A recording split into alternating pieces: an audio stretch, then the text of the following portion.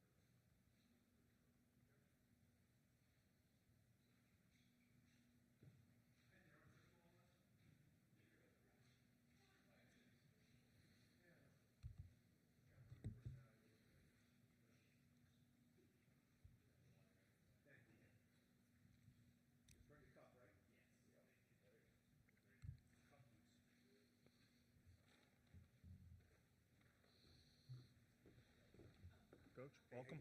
Get you right over here. Yeah, thank you. All right, everyone, we're joined by Maryland head coach Kevin Willard. Coach, welcome to San Francisco. Thank you. We'll start off with an opening statement from you. Yeah, excited, extremely excited to be here. Been a good couple days in San Francisco.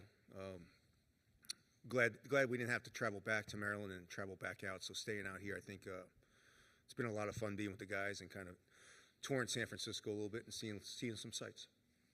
Okay, we'll open it up to questions for the room. Middle, second row. Hey, Kevin, Gene Wong, Washington Post. Right after Derek hits that shot, he gives a shout out to Baltimore. I just wanted to get your thoughts on why you think he felt compelled to mention his hometown and how important that is to him. You know, the more time you spend in Baltimore, you know, it gets a really bad rap sometimes, and it's a phenomenal city with great people that really love where they come from. They love their sports. So I think, you know, and Derek said it, it's not easy getting out of Baltimore. So when you see someone coming out of Baltimore having the success that he has had, Baltimore kids take a lot of pride in where they come from, as they should, because it's a great city with great people. And the relationship between him and Drew, another Baltimore guy, just how has that grown and developed, and just how's Drew kind of taken him under his wing a little bit? Yeah, I mean, Drew's been a big brother all year, you know, and I think on the court he's helped Derek develop tremendously with physicality, getting used to it in the Big Ten. And I think Derek, conversely, has been a great little brother because he's always joking around, he's always smiling. I think it's really helped Drew enjoy his senior year and really relax.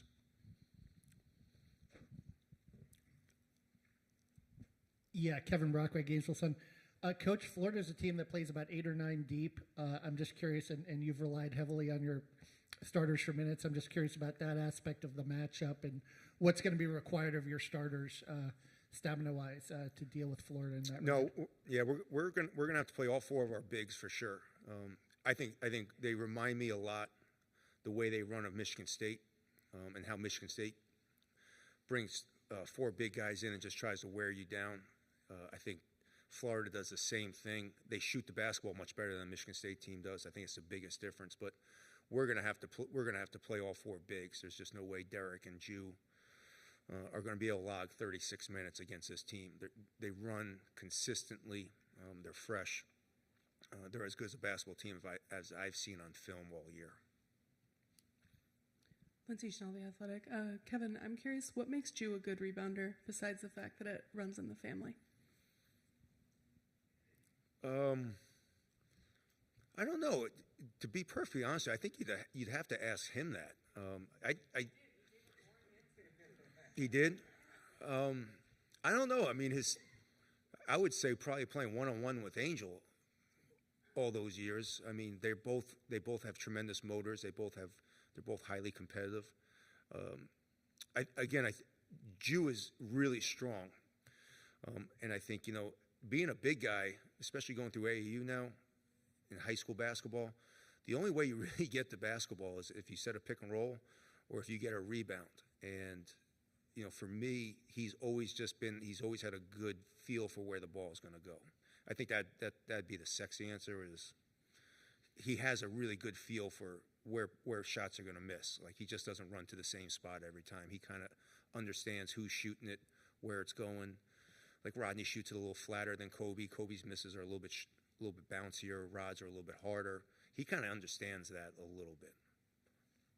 Hey, Coach. Sam Jane, Inside Maryland Sports. I wanted to ask, Florida's obviously one of the best offensive rebounding teams in the country, particularly their guards, and that's something you've mentioned has kind of been a struggle the past couple of games.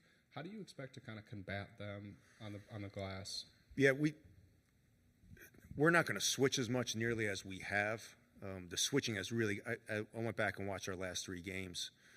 The switching has really hurt us tremendously, and I think we're going to try to switch a whole lot less than we have. They remind me of Illinois in the fact that Illinois rebounds from the guard spot tremendously, big guards. So try to switch and just really make it a factor. I think they score something crazy, like 32% of their points come off offensive rebounds. I've never seen anything like that in my life. It is an unbelievable stat. So as good as they are as they shoot it, as good as they are in transition, you get a stop and then they punish you on the offensive glass. And I think that's why they're so good and they've had so much success, is that they beat you so many different ways. Front row. I can hear you. Okay, Christian Babcock with the Day Area News Group. What is your recollection of how the whole Crab 5 thing got started, and what do you think of how that's kind of taken off? The guy that runs our collective actually called me and said, have you seen this Crab 5 thing? And I hadn't seen it. I'm not much on social media anymore. So when I kind of he trademarked it right away. And made the T-shirts, and it was obviously they just got those guys are going to be paid. They just got paid the royalties from the T-shirts. I think a student started it, and it just took over. And I think it was really cool. I don't know how it started. I don't know who started it, but I'm glad that these guys are making some money off it because it's really cool. Yeah, you talked about how NIL is going to be such a big part of your program moving forward. Are things like that going to be things you always have to maximize when they come up? I think things like that are true NIL. I actually think is what originally what the rule was kind of. I think it's really cool when you actually make money off your name, image, and likeness instead of us just paying them. So I think it's great. I think you got to always look for opportunities to kind of do that. Yes. Kyle Goon, Baltimore Banner. Kevin, obviously, you've been very open the last week about trying to get greater NIL share, revenue share. I'm sure you saw Mike Loxley yesterday said he would prefer to keep some of these issues in-house. Why have you felt like kind of bringing this discussion in the open has been the best way to advocate for your program? Well, I mean, I'll be honest. I think our biggest thing is we got to stop Clayton. He's really good. He shoots the basketball going left 48%. He shoots it right going at like 38%. So really, the last couple days, trying to come up with a game plan to stop, Clayton, because I just think he's one of the best guards in the country that we've seen. And then really, obviously trying to fix our rebounding woes have been at the top of my mind too. So, yeah, it's a big problem. Lindsay Schnell, The Athletic. I actually was going to ask you about Clayton, so let's roll off that. Hurley said last week that one thing that stood out to him was how quick Clayton's release is, which is impressive considering how small he is. He really understands how he needs to get the ball off. Does that jump out to you? Is there a player that he reminds you of? Yeah, I mean, one of them sitting right there, holding a trophy. Yeah, he reminds me of Steph a little bit of how good he is off the dribble. It really is amazing that he shoots the best. Like we get a scouting report done by our analytical company, and he grades better than any player that they've ever had analytically, shooting the basketball off the dribble, going right, off the dribble, going left. If you go under pick and rolls, what he shoots, it's almost an amazing stat of how good he is. He just has that, and when you watch him on film, what I love about him is like if he misses 3 in a row, his body language and it don't matter. Like a lot of kids get a little sensitive when they miss 2 or 3 in a row. He's just going to keep coming right at you, and I think that's what makes him such a great shooter is that he has so much confidence in himself that he's going to make the next one. Coach, you obviously went on the radio last night or yesterday and talked about kind of working with somebody in the athletic department. I just wanted to know if there were any updates that you had for us about it. Yeah, we're playing Florida. It's a big matchup for us. Like this is all about the Sweet 16 and these guys enjoying this as much as possible. I've enjoyed it tremendously. I do love this town. It's a great town, great food. Got to have dinner with PJ Carlissimo last night, which is, I think, always a lot of fun. The stories we get to tell about Seton Hall. And Chris Mullen joined us. Coach Van Gundy joined us. We had a great time last night. Ed Lee with Baltimore Sun. Kevin, you mentioned how many of the guys on this team have not played in the NCAA tournament. This being the first time in the Sweet 16, is that an area of concern for you, or is it perhaps more liberating if these guys are not unfamiliar with this stage and maybe can play a little bit more freely? No, I'm hoping by now, the first 5 minutes of Grand Canyon, I was a little nervous because these guys were all a little nervous besides Jew. And then I thought the Colorado State game I thought was just, a regular, really good basketball game. But I thought the nerves had kind of gone away. So I'm sure they're going to be nervous. I hope they're nervous. It's a great opportunity. I mean, it's part of life is, having opportunities. You're going to be a little nervous. You're going to be a little excited. And I think that's great. I think that's part of what makes this tournament so unbelievable. They're going to remember being nervous when the tip comes tomorrow at 4:10.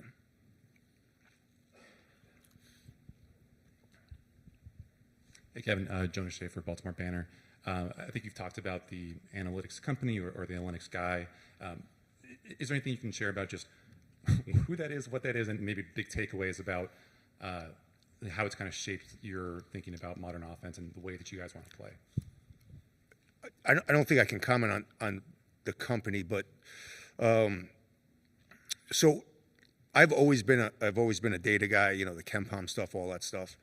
I think everything you can do to kind of get an edge helps.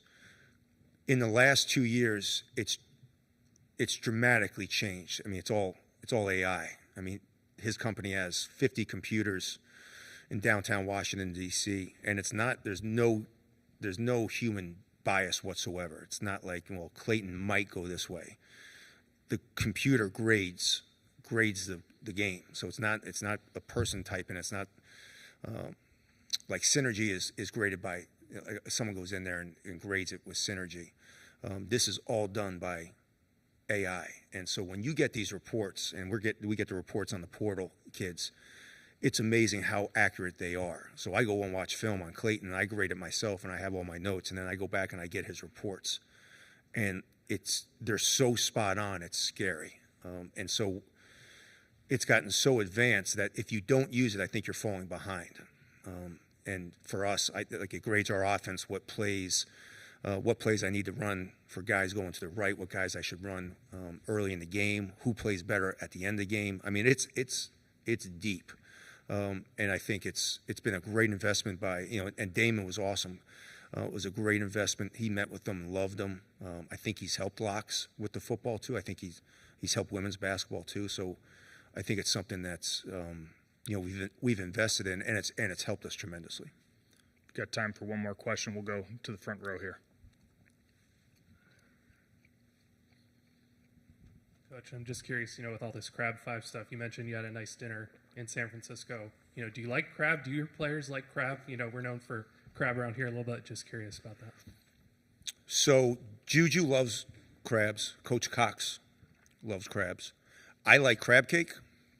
I feel like the whole process of going through and cracking the crab and peeling the crab and doing all that just to get, it's not that much crab.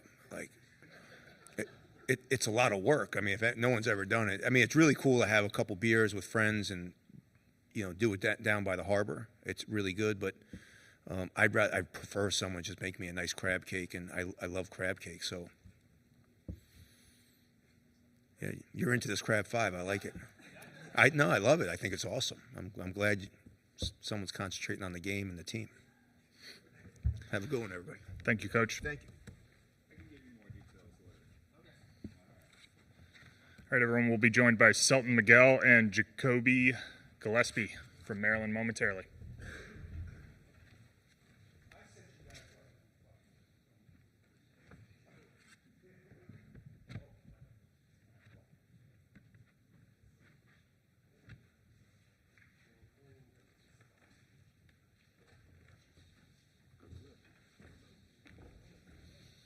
What's up, guys? Let me find your name right there.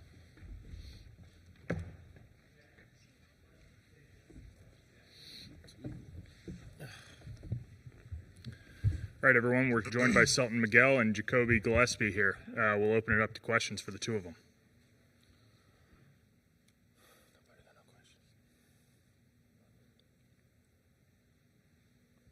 Middle.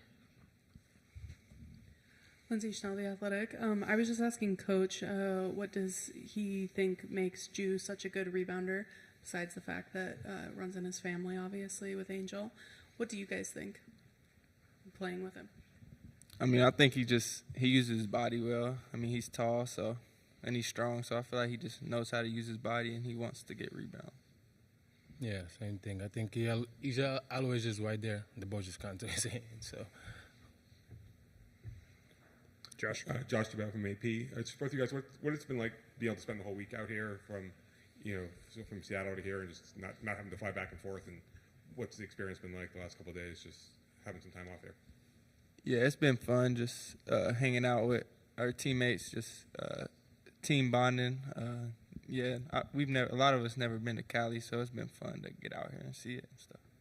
yeah, same thing. The weather is nice and the food is nice. And, yeah, we're in Cali. Janie?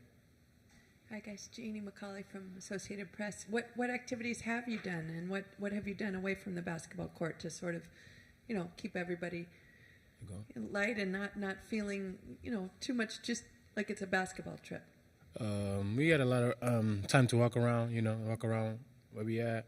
We went to eat, little nice places, and then just enjoy each other, every moment we can without the basketball. Did you know it was so hilly in San Francisco? No, not yet. Did you get some hills? Yeah, I've seen a lot. I didn't know that, though. I didn't know coming here that it was hilly like that. And you guys in this tournament in general, do you feel like there's, it's sort of anybody's run to make, because there's maybe not a Cinderella team, there's maybe not a team that, will win it for sure? Is that just this time of year? Oh, yeah, I think so. All the 16 teams are good enough to win it all, so anything can happen at this point. Front row. I guess Christian Babcock with the Bay Area News Group. I was curious, this Crab 5 thing has kind of gone national now. What is it, like to, have your own brand, kind of have your own nickname that it seems like is going to stand the test of time, like the Fab 5 and like all those other great teams that made a run in this tournament? Yeah, I mean, it's cool to be mentioned with the Fab 5, and they kind of made us like the Crab 5. It's cool, but I mean, we have a whole team, so I feel like, it's cool to everybody's saying it, but I feel like we also have a whole team. Yeah, same thing. Yeah, it's pretty cool. But at the same time, we got like 15 guys, 13 guys, yeah. So should be like the crowd 15. But yeah, we embrace it. We happy for it, and yeah, it's been fun.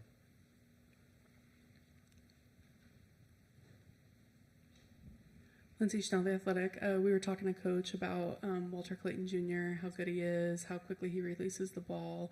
What have you guys seen on film that stands out to you?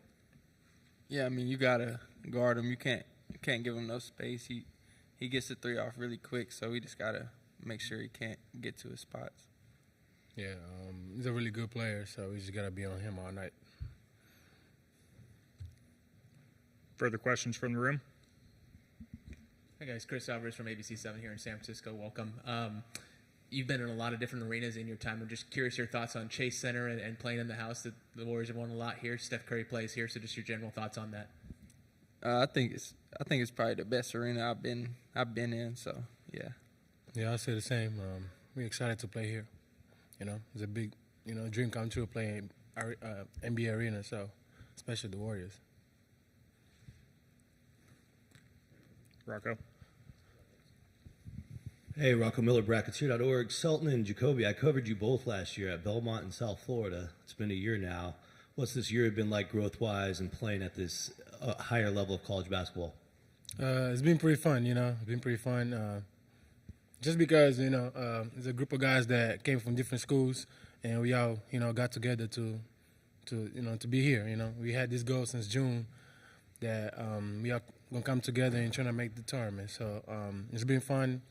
We're not satisfied at all because we want more, but it's been really fun. We're grateful for it.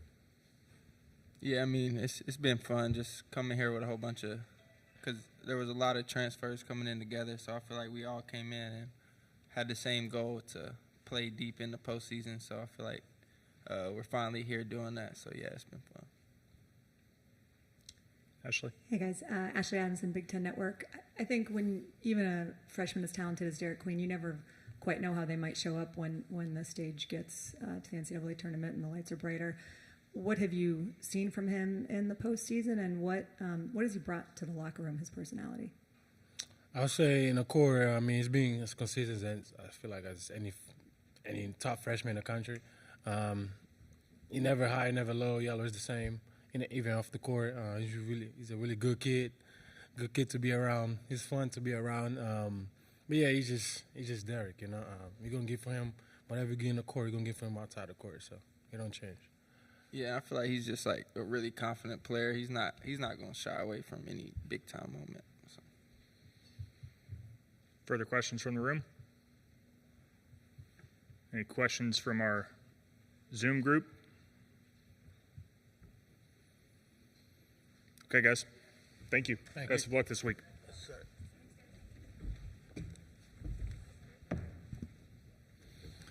Everyone will be back with Florida starting at 1:10 p.m. A reminder that Hammond Communications will post a recording of this press conference in the NCAA Digital Media Hub. Transcripts will also be provided by ASAP shortly. Thank you.